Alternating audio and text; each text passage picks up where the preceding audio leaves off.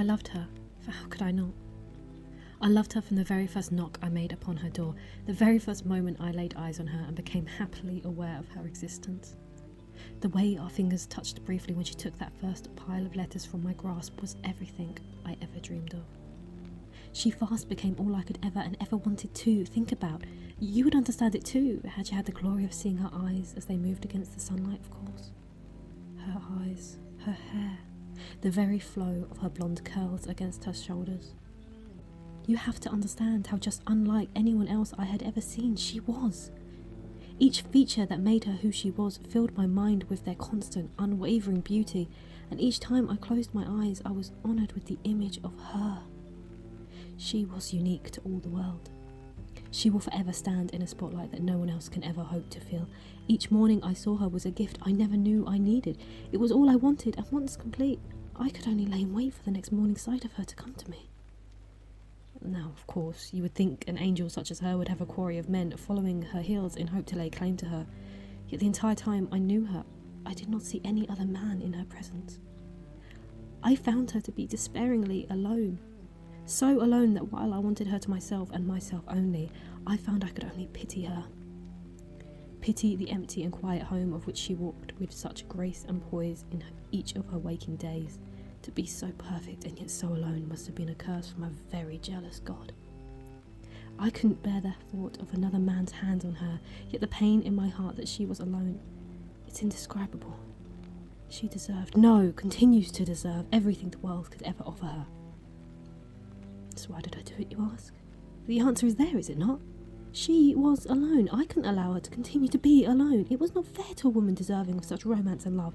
I delivered bills and parcels to her home daily, but not once did I see a letter of love nor flowers come upon her doorstep from any other than me. Does that not tell you that my heart beat only for her while she was forgotten by all others?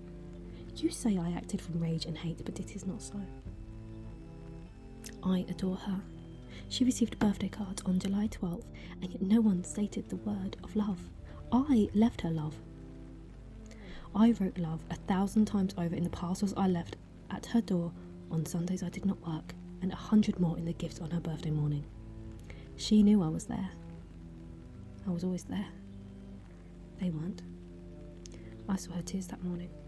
She sat in the corner of her window, in the second window to the right at the front of her home, and cried.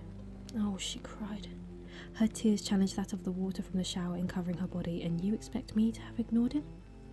To leave her suffering in such a way? I had to act. I had to show her that she was loved and I loved her, that I could keep her company and keep her safe, that I could keep her happy, that I could keep her well fed, that I could keep her tear-free, that I could keep her. That final knock upon her door sticks in my memory.